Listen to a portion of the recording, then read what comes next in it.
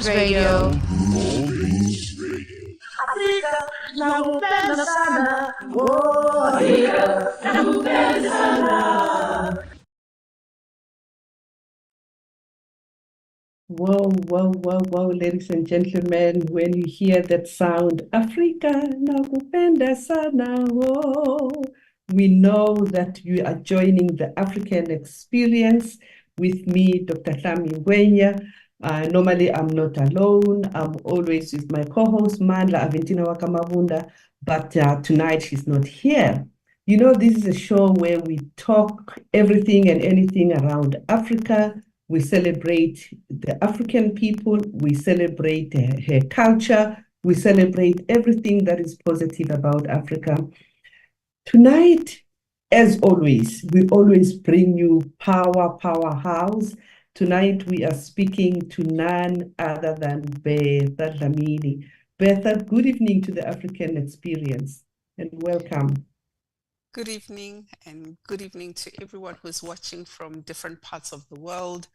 I am absolutely delighted to be here with you, Dr. HLAMI. I know we've been trying to get to this point and now we're here. I'm really looking forward to our conversation. Wow, thank you so much. I know that you are such a busy person. We tried to connect last year, but literally when I look at the past 3 months, your calendar was so full. You were traveling, and we're going to learn more about who you are, and when you are traveling abroad, what are you doing? And we can't wait to be inspired about your story and the journey that you have to share. I know our listeners always, they don't like these introductions because they want to go straight to knowing our guest. Who is Bertha Dlamini in the nutshell? It's always a very difficult question to answer, very daunting, but I am a mother to a beautiful son, experiencing all sorts of wonderful emotions about motherhood, being a first-time mother. Everything is new. I am an entrepreneur, having founded consulting companies back in 2006. I am an advocate for gender mainstreaming in Africa's energy ecosystem, and I participate in many international platforms, sharing insights into the development of Africa's energy ecosystem and the necessity to ensure that women, youth, and persons with disability are not left behind as the ecosystem evolves. Wow. That is so beautiful. And these are some of the topics that are very close to my heart, and we'll unpack because I know your CV speaks for itself. It speaks volumes. I've been looking at your CV and I went through your social media platforms. I went through your companies, platforms. Wow. And I just love, also the things that you stand out for. You stand for women participation. You're talking about youth. You're talking about, people living with disabilities, and you're talking about this energy sector. What did you study for you to earn, this your space in this, important, platform or space? Yeah.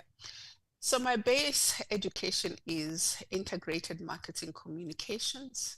That is my base education. When I left high school, and I must congratulate Khanyisa College, and I think now it's called Khanyisa Education Center, for achieving 100% pass rate for their matric class.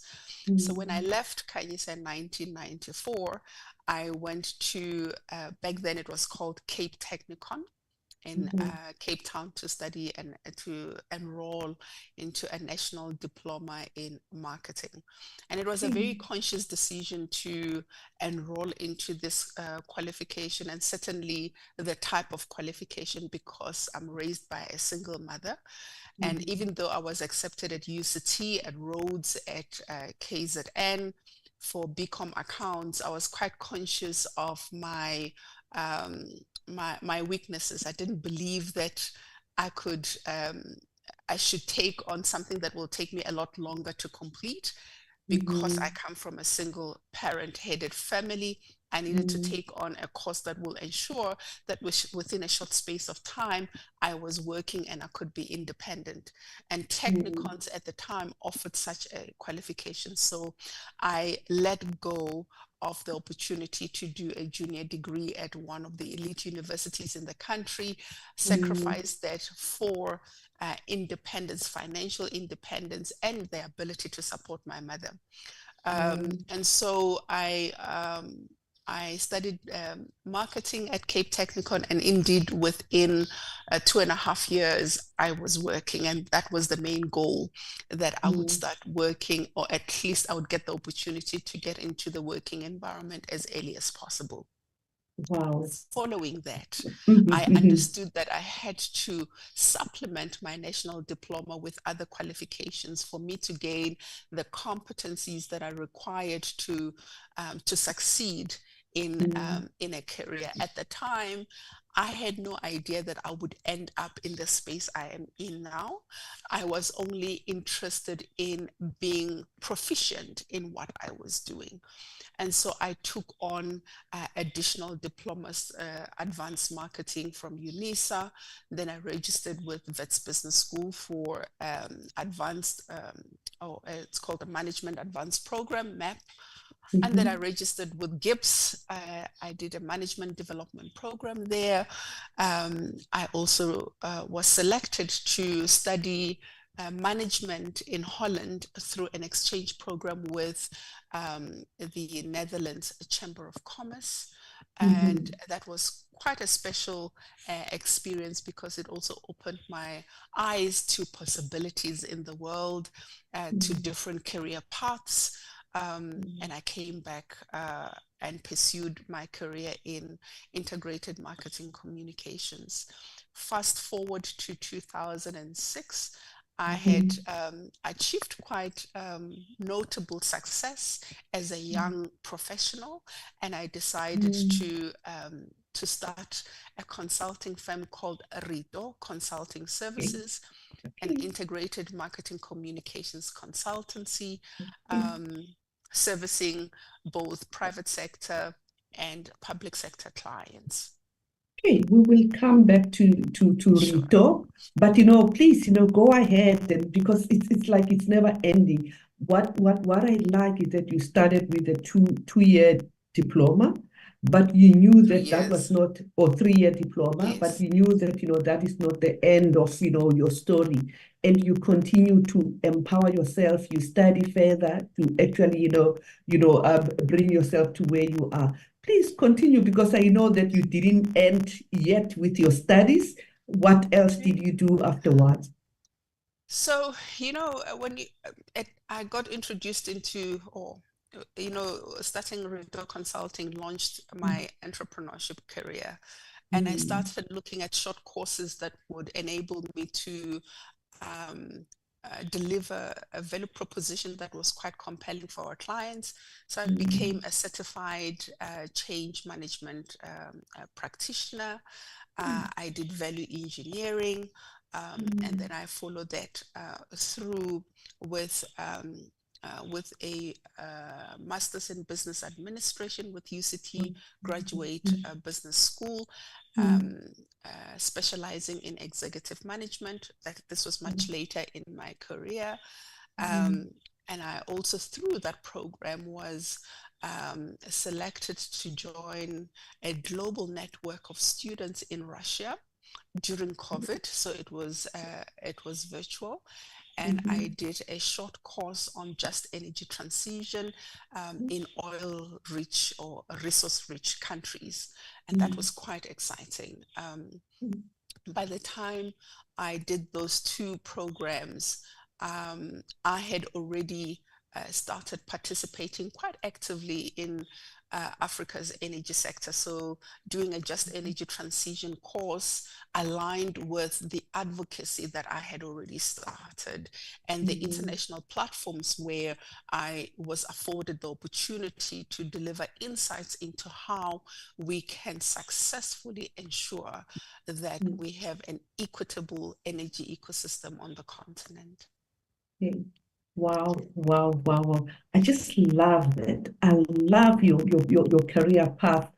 Something that I picked in the conversation is that you said where you are today, it's not where you thought you would be. You know, if somebody would have asked you, for example, when you finish your matric, to say, would you be in the energy industry? The answer probably would have been no. But Okay. through the different pathways that you went through, and the opportunity just came to you. Is that correct?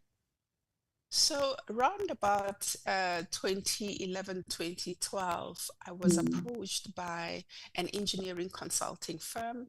They mm, had a very specific objective to advance transformation in their business. And they were mm, looking for different partners whose service offering would complement their suite of services and value propositions.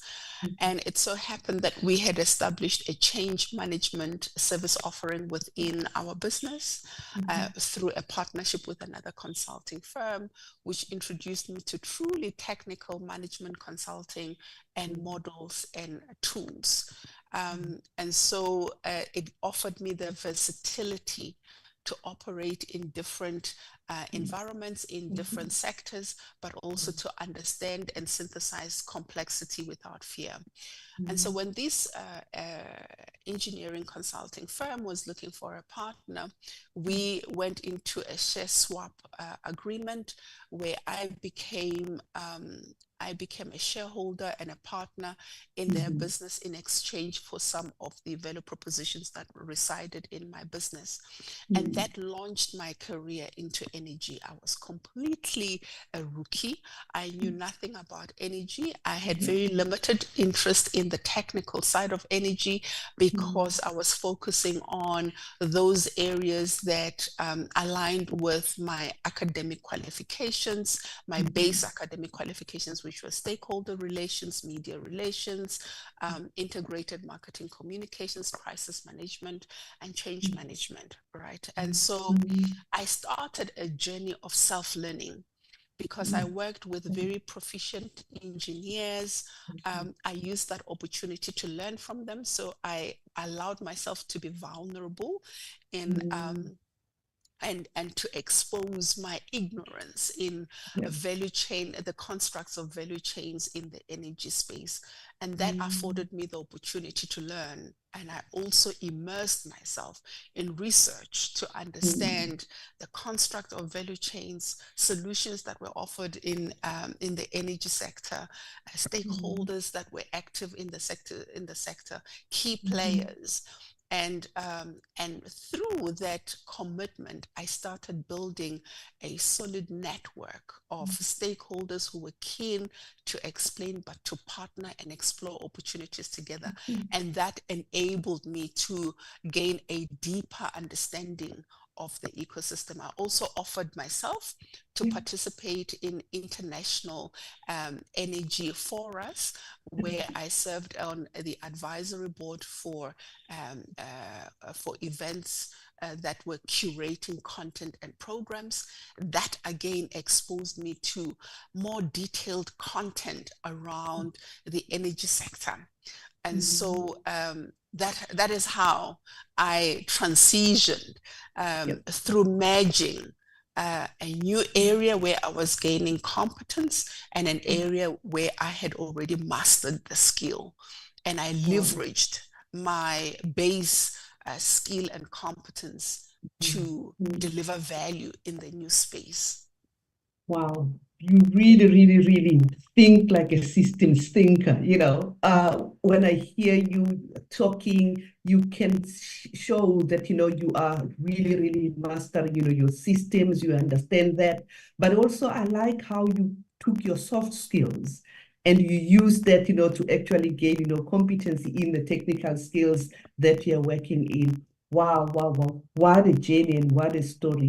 And we're going to show some of the pictures because one of the things that we do when we prepare for this show, we definitely I actually regard myself as a professional mom gobozi. because I stalk people, I go to their social media platform just to see what they're up to. And we have picked, some pictures. I'm going to share some of the pictures as we go along, and we'll ask you to tell us what was happening there. And surely these are the pictures that you took, in your global, space that you engage in. Let me come back to the theme. We always have a theme for every topic that we have. And you chose the theme that says you are always good enough. What does that mean for you? So, the phrase "you are enough" or "you are always enough" is very profound to understand, to embrace, to chant, and to use for affirmation. And basically what it says is, out of 7 billion people, there's only one you.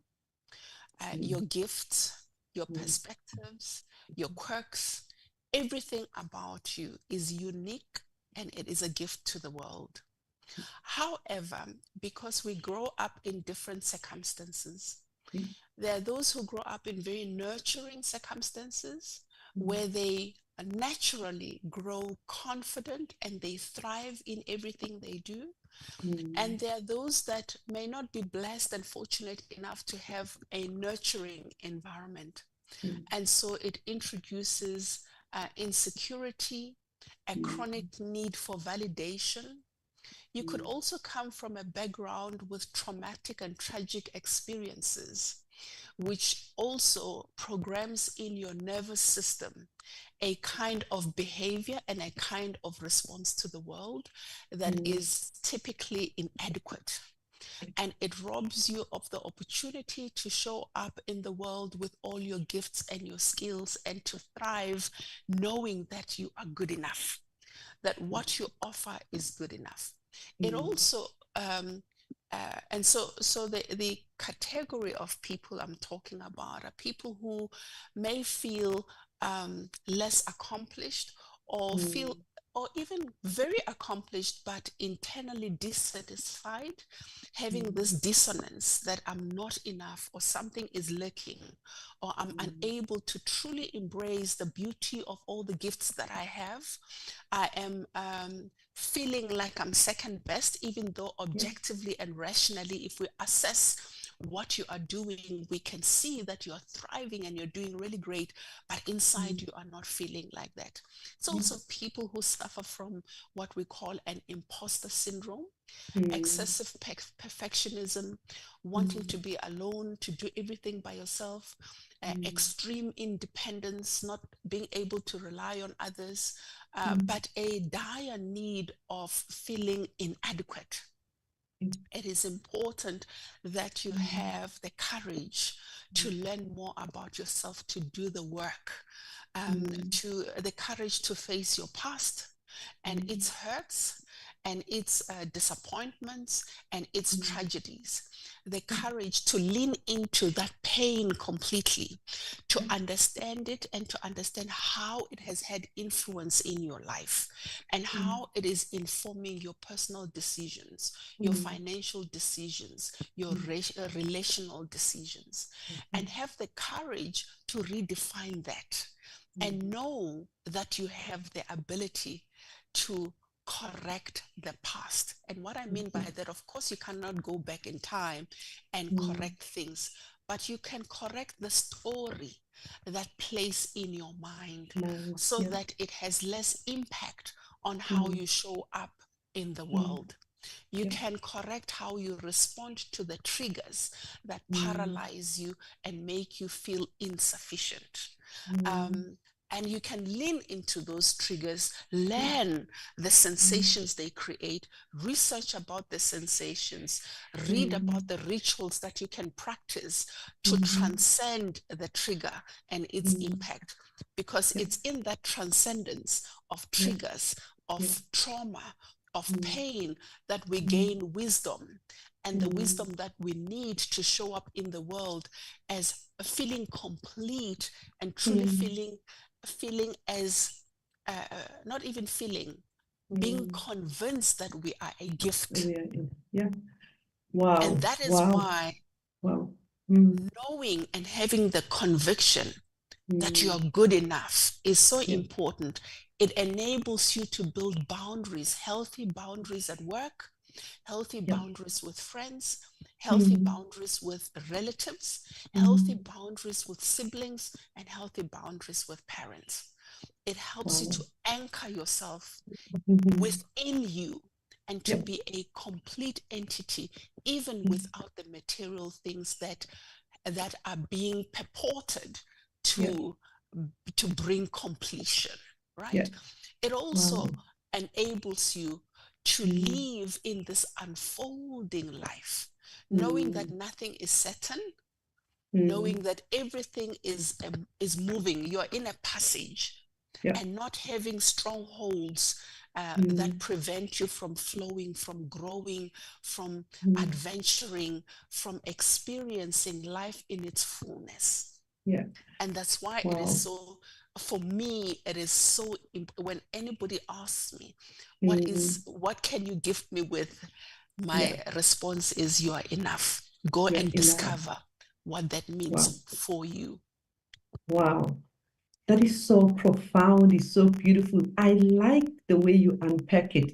Actually, I wish I could be in one of the sessions where you are lecturing or maybe you are talking and things like that, because it's so profound and you explain it in a very, very, simple language that everybody can actually understand.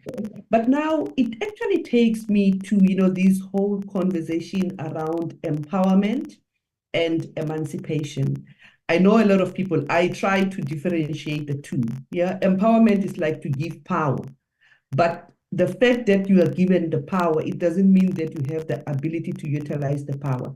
But from what you are saying, especially you are good enough, I think that you are actually focusing more on the internal capabilities to utilize that space.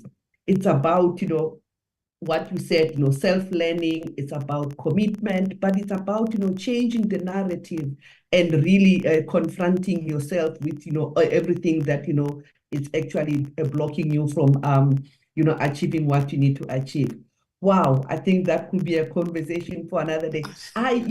It's so funny when you are having this fun with a client, maybe a guest like you, the time flies like that. So I just want to make sure that I have enough time to cover, some of the questions that I have prepared. Okay, so now let take us through. You have founded Rito group of companies. And by virtue of it being a group of companies, it means that it's one company that encompasses some more companies, right? So I Correct. would like you to take us through that. But maybe to do that, I just want to share my slide here because I picked something from, let me see if I can actually do that. I picked something from your social media. um, okay, I will get it. But anyway, just give us a sense of what this Uh, Rito group of companies is all about. yeah. So I did mention that I went into a partnership with an engineering consulting firm, and Mhm, this launched my career in energy. And what I mhm, fell in love with is the dignity that mhm, access to clean, affordable energy affords for communities and family. When mhm, you have access to energy, you can connect to information, globally accessible information. When you mhm, have access to energy, you can enterprise and improve the livelihoods of your family and those around you. And so you mhm, will see that communities that did not have electricity, as soon as they're connected to some kind of capacity, mhm. enterprising begins. They Yeah, have purchasing power and they mm, start improving the quality of life. So energy affords dignity. And that yeah. for me was a hook. And I Okay. wanted to understand how indeed Mhm, we can build an inclusive energy ecosystem. On the continent, mhm, 600 million people don't have access to clean, affordable energy. mhm, 900 million people do not have access to clean cooking solutions, which means for women and girls, they mhm, you start realizing what we call time poverty. which means they don't have sufficient time to go to school, sufficient time to participate in economy because they have to go and fetch wood, they have to look after the family. And so when you provide clean cooking solutions, not only do you afford them the opportunity to have a healthy lifestyle, but you also afford them the dignity to empower themselves so that they can be active in the economy. And so after 5 years of being with the energy consulting firm, I took a sabbatical. I traveled Southeast Asia and to commemorate my 40th birthday. When I returned, I thought I would give corporate South Africa a chance. I joined a global multinational energy company, and then I felt, no, man, I am actually an entrepreneur. But I didn't want to just go back to entrepreneurship without a strategy that would be resilient for a longer term. So I then conceptualized a group that would house my original company, which is Rito Consulting Services. My interest in energy through consulting, Rito Energy Solutions, and the two nonprofit companies that I had founded, African Women in Energy and Power and Gen X Theatre. Gen X Theatre focusing particularly in youth development in energy. I see. And so Rito Group is a holding company for startup ventures in consulting and energy and the different aspects of energy. We say we are creators of opportunities and participants in the opportunities that we create. And that is what the group is about. And we started the group in 2019, just on the heels of the COVID pandemic. And so we had to reshape and re-strategize quite intensively during the COVID years and map out a recovery strategy for the group and create such versatility that the group offers shared services with the startup companies, enabling them to explore opportunities while, of course, generating sufficient revenue for the group to exist. Okay. This is so profound. So take us through. So you have here, I'm sure you can see I can. Absolutely. So you also have Rito Consulting, Rito Energy Solutions, and there's Rito Personal Mastery, just alike. And I know when people go to your website, that is where they see, the Gen,